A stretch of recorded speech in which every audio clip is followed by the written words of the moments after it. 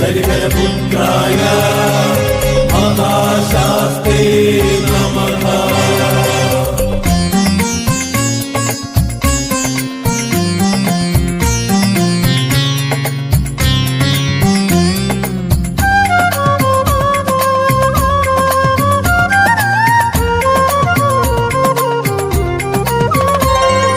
കലിയുഗവരദന് കുമ്പിടുവാനായി കരിമലയിൽ പോകാം, ഇരുമുടി കെട്ടും തലയിലുമേന്തി പൊന്മലയിൽ പോകാം.